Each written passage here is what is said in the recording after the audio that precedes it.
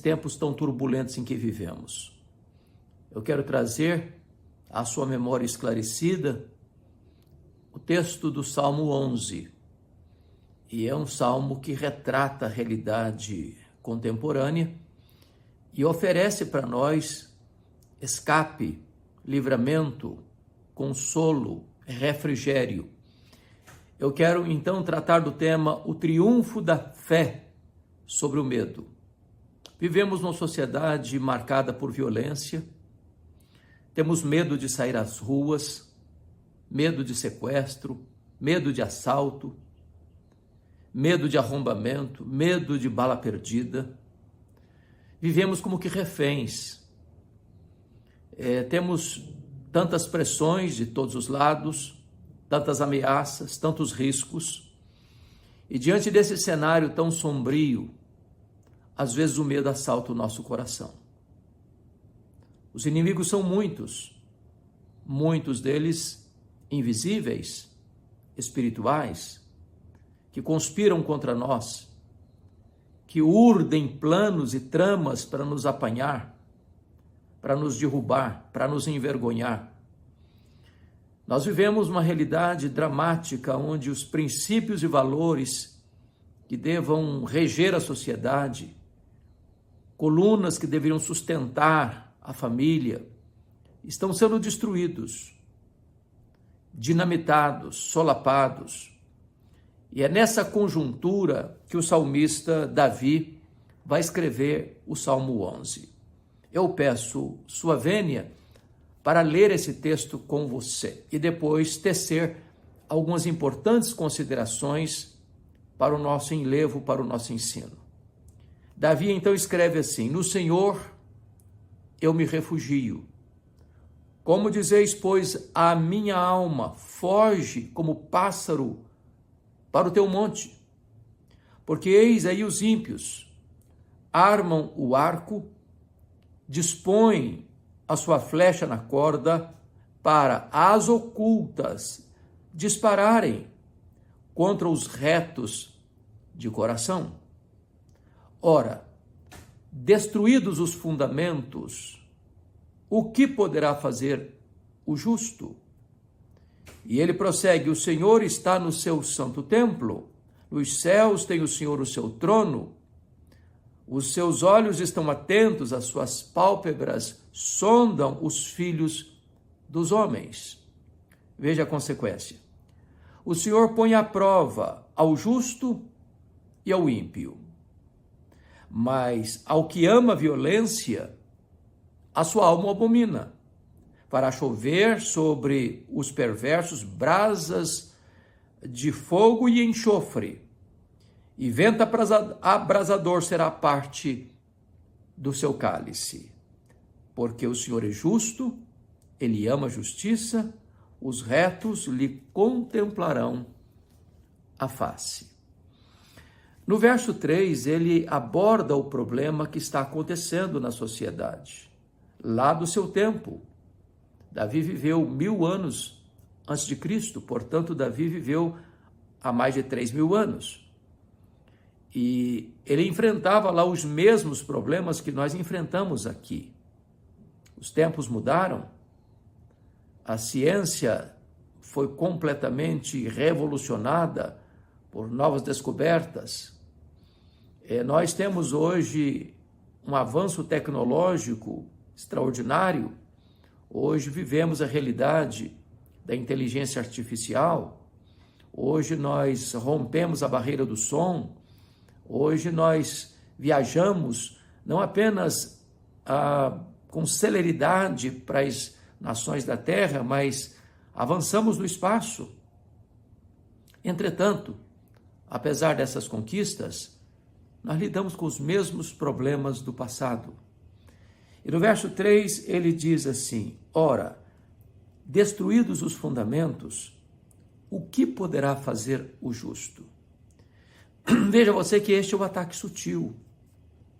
Não é um ataque com canhões, com tanques de guerra, com armas poderosas. Esse é um ataque ideológico, conceitual. é a derrubada de princípios e valores. É quando a sociedade arranca os marcos. É quando a sociedade começa a perceber que não tem mais parâmetros, balizas, conceitos absolutos sobre a vida, sobre casamento, sobre criação de filhos, sobre honestidade e integridade nas transações, desde as transações pessoais, comerciais, até as transações internacionais. Não tem mais absolutos morais. Assistimos hoje, com pesar, à ditadura do relativismo. Vemos hoje a inversão de valores, não apenas a tolerância ao erro, mas uma inversão de valores, já anunciada pelo profeta Isaías há 2.700 anos, a ponto das pessoas chamarem luz de trevas e trevas de luz, o amargo de doce e o doce de amargo. Uma sociedade rendida, capitulada de cócoras à violência, à promiscuidade, à ditadura do relativismo, onde o certo virou errado, o errado virou certo, onde se aplaude o erro e se escarnece da virtude, onde ser uma pessoa honesta e íntegra parece ser, e é, um problema para o sistema corrupto, onde a corrupção se instala na medula da nação, nos altos comandos do poder, seja executivo, legislativo ou judiciário, onde a ganância insaciável determina os favores maiores aos poderosos, que têm condições de comprar testemunhas, burlar as leis, comprar sentenças, escaparem da justiça. Mas lá na ponta, o pobre, sem vez, sem voz, é mais oprimido. Onde a corrupção se estabelece na política e os políticos, com honrosas exceções, é muito importante ressaltar isso, tantas vezes não fazem uma emenda parlamentar, propõem uma emenda parlamentar sem oferir vantagens lá na ponta, nas licitações das obras públicas. E desta maneira, as riquezas vão se acumulando nas mãos de poucos, não como fruto do trabalho honrado, da bênção de Deus, mas como fruto da corrupção, da ganância insaciável. E desta maneira, os recursos que poderiam e deveriam ir para atender às necessidades do trabalhador, daquele que levanta de madrugada, pegando 2, 3 conduções para chegar ao trabalho, para ao final do mês ganhar um salário magro, que não é suficiente sequer para atender às necessidades básicas da sua família. Está à margem, completamente à margem, porque a saúde não chega como ele precisava, porque a educação não chega como ele precisava, porque os recursos que poderiam melhorar sua condição de vida são desviados para as outras fontes, onde tantas vezes abre canais e portas para os políticos populistas se perpetuarem no poder, por oferecerem à população migalhas, dando a elas uma espécie de anestesia, a fim de que não reajam, para buscar uma condição de vida melhor, para buscarem um salário melhor, uma formação melhor, uma condição melhor para o futuro da sua família. E desta maneira é que Davi vai estabelecer que os fundamentos estão sendo arrancados. E quando os fundamentos estão sendo arrancados, que esperança há? Onde se muda o padrão, onde não se mais confia naqueles que governam, legislam e julgam, onde os poderosos sempre vão levar vantagem, porque eles podem influenciar as decisões, O que poderá fazer o justo quando os fundamentos são arrancados? Essa é a grande questão que Davi está enfrentando. E o que as pessoas dizem para ele? Eles dizem assim: foge como pássaro. Você vai ser esmagado. Não tem esperança. Não tem futuro. E eu vejo, conversando com pessoas, porque ando por todos os cantos da nossa nação, quanta gente desanimada. Quanta gente dizendo, eu se puder, se tiver chance, se eu tivesse recursos, eu fugiria também. Eu iria buscar um novo rumo, uma nova oportunidade, numa outra terra. E quantos estão assim, dizendo, olha, eu quero fugir, eu preciso fugir. Outros dizendo, olha, se você não fugir, você não escapa. Mas Davi, que estava nesse tempo ao escrever esse texto, perseguido pelo rei Saul, e foram 10 anos de perseguição. Davi não podia dormir num leito, numa cama macia, não podia sequer conviver com seu cônjuge, ficou perambulando pelos desertos, dormindo em tendas improvisadas, mergulhado em cavernas escuras, todo dia sobressaltado pela perseguição. E ele diz, apesar dessa circunstância, ele diz, no Senhor eu me refugio. Todas as situações à sua volta eram desesperadoras, mas ele diz, no Senhor eu me refugio. E ele então vai descrever os riscos que estava correndo. Versículo 2 ele diz, porque eis aí os ímpios, coloca no plural, armam um arco, dispõe a sua flecha na corda. Ou seja, as baterias, as armas contra ele já estavam armadas. A flecha já estava no arco. O arco já estava retesado. O alvo era o coração dele. O que se buscava era a morte dele. Para as ocultas dispararem contra os retos de coração. E aí você percebe que a perseguição não é aos maus, aos criminosos, aos violentos, aos devassos, aos que haviam transtornado a sociedade. Mas essas armas poderosas e às vezes ocultas estavam destinadas a destruir e a matar os retos de coração. Porque a sociedade está pelas avessas. Porque a sociedade mudou o princípio de valores. Porque os fundamentos foram arrancados. Porque agora a justiça não mais defende a verdade, o que é justo, o que é reto, o que é certo, mas está a serviço também do sistema. Era isso que ocorria lá em Israel naquele tempo. Então, Davi vai escrever no verso 4, o Senhor está no seu santo templo, nos céus tem o Senhor o seu trono, os seus olhos estão atentos às suas pálpebras, sondam os filhos dos homens. O que ele vai dizer é o seguinte, eu não tenho ninguém na terra para me defender. No contexto de Davi, ele era o genro de Saul, ele já tinha sido ungido pelo profeta Samuel como futuro rei de Israel, mas quem governava ainda era Saul. E Saul, por inveja de Davi, começa a persegui-lo. Sem pausa, sem trégua, sem descanso. E nesse momento o rei tem um único projeto de vida que ocupa o topo da sua lista. É matar o seu futuro sucessor. É eliminar Davi. E Davi não tem mais para onde fugir. O território de Israel ficou pequeno para ele. Ele chegou a buscar asilo político fora de Israel, em território inimigo, para fugir da sanha de Saul.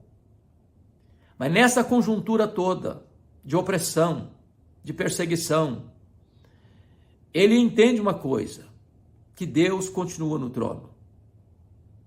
Que Deus não perdeu o controle da história. Que Deus está no seu santo templo.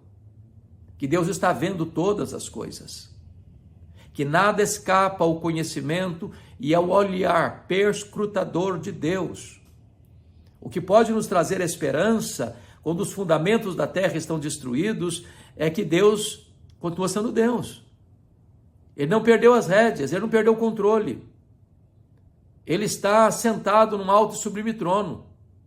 Ele reina, ele governa, ele tem as rédeas nas mãos. Ele quem dá a vida, ele quem tira a vida, ele quem humilha, ele quem exalta, ele quem põe no trono, ele quem tira do trono, ele é Deus. Isso traz para Davi um consolo e saber que, mesmo que ele esteja encurralado na terra, Deus está vendo o cerco que foi armado para destruí-lo. Quando chegamos ao verso 5, Davi vai mostrar que este Deus põe à prova ao justo e ao ímpio. Ou seja, aquele que anda retamente não está blindado, não tem imunidade especial. Ele está exposto aos riscos, aos perigos. O próprio Deus põe à prova tanto o justo quanto ao ímpio. Mas Deus põe à prova ao justo e ao ímpio para aprovar o justo e reprovar o ímpio, para galardoar o justo e condenar o ímpio, porque ainda que falte justiça na terra, o trono de Deus é justo, ele é o reto juiz. Aqui as sentenças podem ser mudadas de acordo com a conveniência dos poderosos, mas diante do tribunal de Deus, o reto juiz, ninguém pode subornar esse tribunal. Ninguém pode comprar sentenças nesse tribunal. Ninguém pode escapar da justiça do Deus Todo-Poderoso. Ele põe à prova, é verdade. Mas o texto diz: a alma do Senhor, ao que ama a violência, a alma do Senhor o abomina. Notem que não apenas as pessoas praticam a injustiça, a violência, mas há alguns que amam a violência, que fazem a violência porque gostam disso, se acostumaram com isso, têm prazer nisso. Não há mais nenhum drama de consciência, não há mais qualquer sentimento de culpa. A consciência já está cauterizada, a mente já não funciona mais com lucidez. Eles amam a violência. E quando Deus prova o ímpio, a Bíblia diz que Deus abomina aquele que ama a violência. E o que é que Deus fará? O verso de número 6 responde: fará chover sobre os perversos brasas de fogo e enxofre, e vento abrasador será parte do seu cálice. Esta é uma palavra muito solene, muito grave, que retrata as próprias condenações eternas, que mostra que o pecado, se não confessado e dele o homem não se arrepender, a consequência é gravíssima, porque o salário do pecado é a morte. A alma que pecar essa morrerá, e Deus não terá por inocente o culpado. E aqueles que permanecerem nos seus pecados serão banidos para sempre da presença de Deus. Irão para um lugar de tormento eterno. Eu sei que essa é uma linguagem pesada e não é minha, o próprio Senhor Jesus quem mais fala do inferno, porque é melhor você ouvir sobre o inferno do que ir para lá. Portanto, quando Deus alerta o ímpio acerca das consequências do seu pecado, não é porque Deus tem prazer em condenar, Deus tem prazer na misericórdia. Deus é rico em perdoar. Então Deus traz um alerta solene, enquanto é tempo, para o homem voltar-se para Ele, arrepender-se dos seus pecados, confessá-los, abandoná-los, para encontrar em Deus perdão, refúgio. Como diz Davi lá no versículo 1, no Senhor eu me refugio. Enquanto você permanecer nos seus pecados, você não tem refúgio. Você está pisando em terreno gelatinoso, em areia movediça. A sua alma será tragada, sua condenação será inexorável. Mas arrependa-se enquanto é tempo. Volte para Deus enquanto tem tempo. Acerte a sua vida com Deus. Arrependa-se dos seus pecados e encontre no Senhor refúgio para a sua alma. Mas o verso 7, para concluir, Davi diz assim: porque o Senhor é justo, ele ama a justiça, os retos lhe contemplarão a face. Se o ímpio, que não se arrependeu, enfrentará brasas de fogo e enxofre, os justos, os retos, os que têm Deus como seu refúgio, contemplarão a face de Deus. E isso significa que terão plena comunhão com Deus, que é amor, que é justiça, que é bondade. O Deus único, vivo, verdadeiro, autoexistente, infinito, imenso, eterno, imutável, onipotente, onipresente, onisciente, transcendente, soberano, bom, fiel, justo, verdadeiro, cheio de graça e misericórdia. Esses, os justos, contemplarão a face de Deus para sempre e sempre e sempre.